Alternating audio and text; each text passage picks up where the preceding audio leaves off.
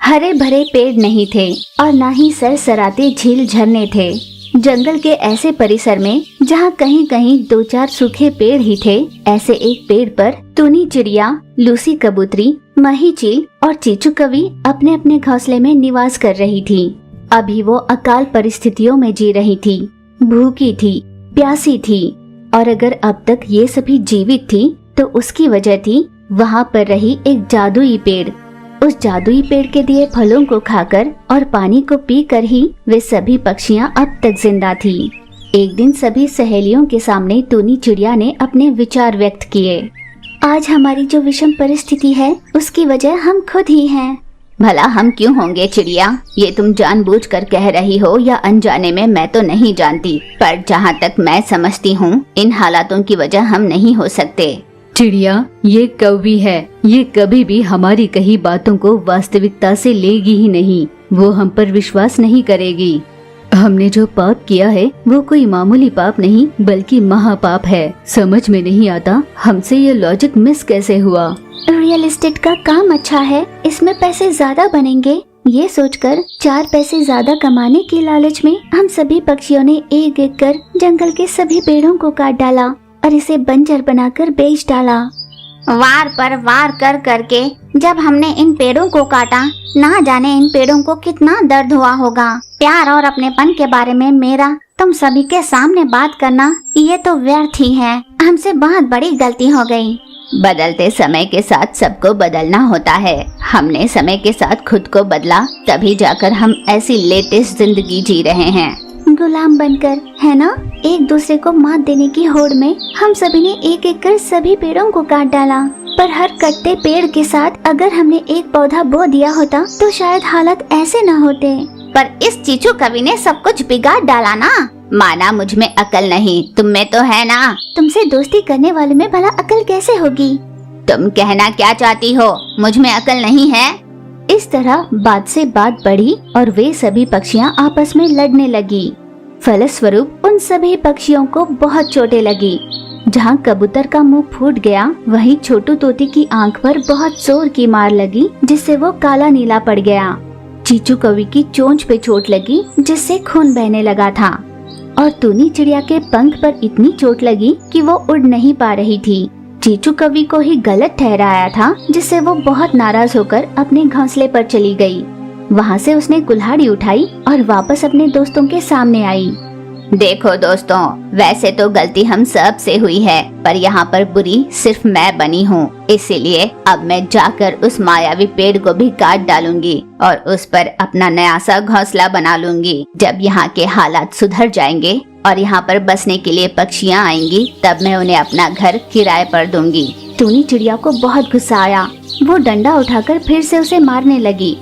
तूने, मैं तो मायावी पेड़ को काटने जा रही हूँ। नम्रता से टूनी कहने लगी, देखो चीचू, हम ये बात भूल चुके थे कि हरियाली ही प्रगति की सीढ़ियाँ होती है। हमने लालच में आकर हर पेड़ को काटकर यहाँ पर प्लॉट्स बनाकर बेच डाले।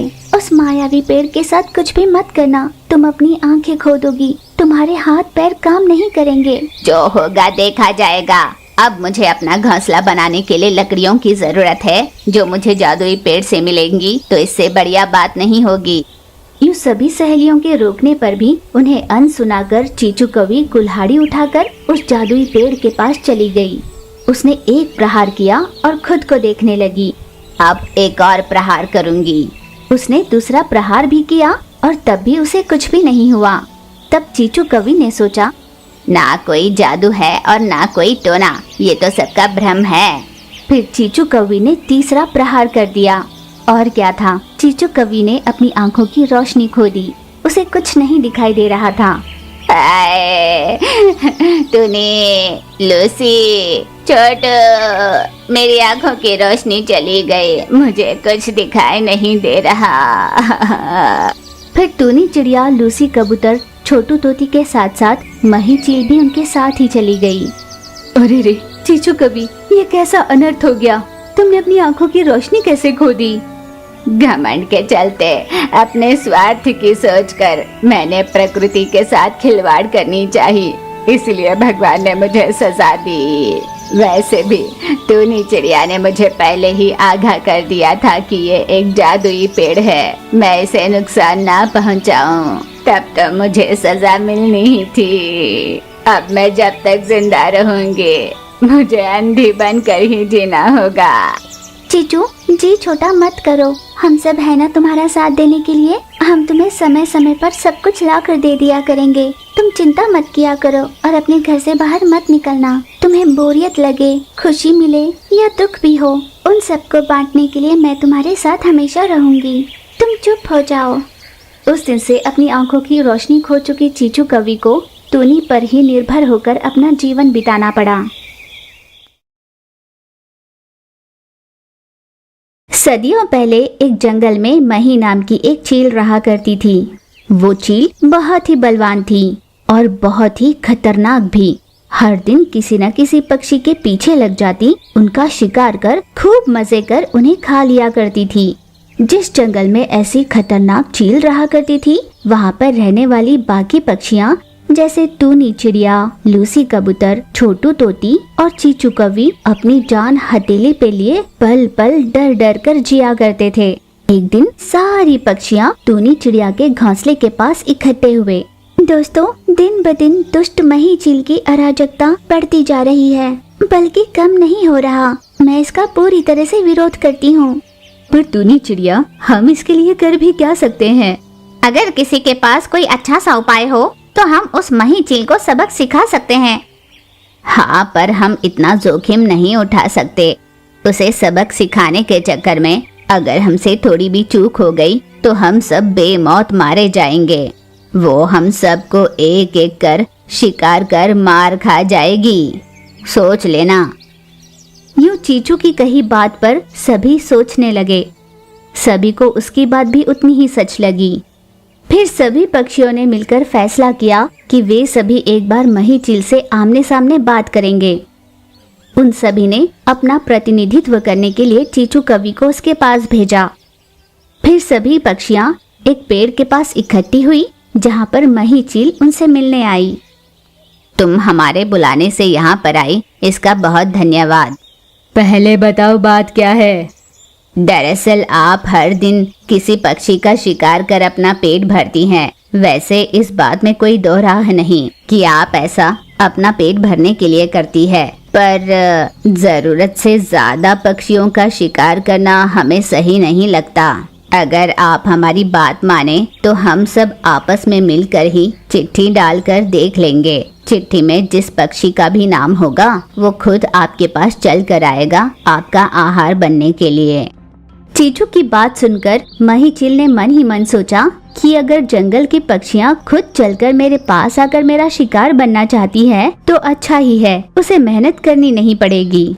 इसीलिए मही चील ने चीचू कवि की कही बात मान ली। सभी पक्षियाँ ये जानकर बहुत खुश हो गई।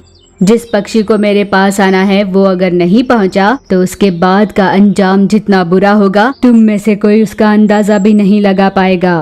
मही चील, ऐसा हो ही नहीं सकता कि कोई पक्षी आपके पास ना आए। तुम इसकी चिंता मत करो, इसमें कोई बदलाव नहीं आएगा।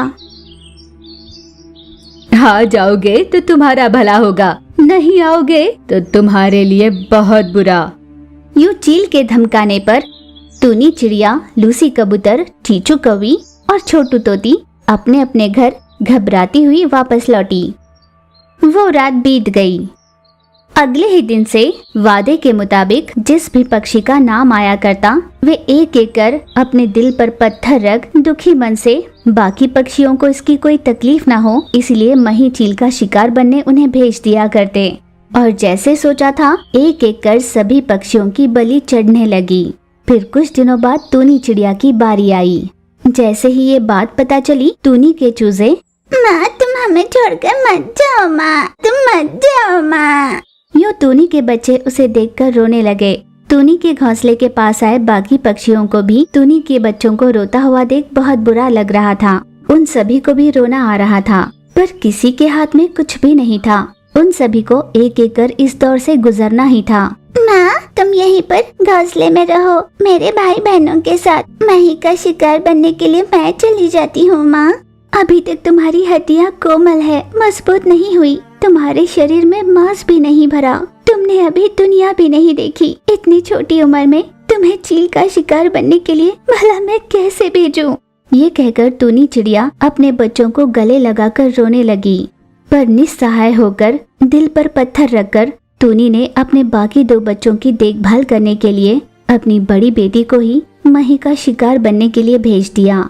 टूनी चिड़िया की बड़ी बेटी आंसू बहाती हुई मही चील के घोंसले के पास जाने लगी। यूं उड़ती उड़ती वो रास्ते में एक जगह ठहर गई। तभी वहाँ से एक स्वामी जी गुजर रहे थे। रोती हुई नन्ही चिड़िया को देख वो उसके पास आए और बोले, तुम टूनी चिड़िया की बेटी हो ना? हाँ स्वामी जी। हाँ, तो फिर तुम यहाँ बैठकर क्यों रो रही हो? नहीं स्वामी जी, दरअसल वो मही चील। यूं उस चूजे ने स्वामी जी को मही की सारी बात बताई। क्या कहा? मही चील अभी तक बदली नहीं? मेरी एक बात सुनो, मैं तुम्हें एक द्रव्य दूंगा। उसे अगर तुम मही को किसी तरह पिला पाओगी तो मही चील का हमेशा के लिए नाश हो जाएगा। अच्छा, तो बताइए ना स्वामी जी, वो औषधि मुझे कहाँ मिलेगी? मैं जाकर ले आऊंगी। तो ध्यान से सुनो, इस जंगल के पश्चिम ओर पर अनन्नास का एक पेड़ है। तुम उस फल का जूस बनाकर अगर मही चील को पिला दो तो मही चील से हमेशा के लिए छुटकारा मिल जाएगा। नन्ही चूजी ने स्वामी जी को धन्यवाद कहा, अनन्नास का पेड़ ढूंढा और उसका जूस बना लिया। जूस लेकर वो मही चील के पास गई। क्या है ये? दरअसल हम खाने से पहले इसे पीते हैं, तो मैं आपके लिए भी लेकर आई। मही चील एक पल के लिए भी बिना कुछ सोचे जूस पी गई। और क्या था, पल भर में ही उसने खून की उल्टियाँ की और मर गई। टूनी चिड़िया की नन्ही चूजी वापस उड़कर अपनी माँ के पास आई। जंगल में जितनी पक्षियाँ बची थी उन्हें चूजे ने सारी बात बताई। सभी पक्षियाँ निश्चिंत होकर उस जंगल में जीने लगी।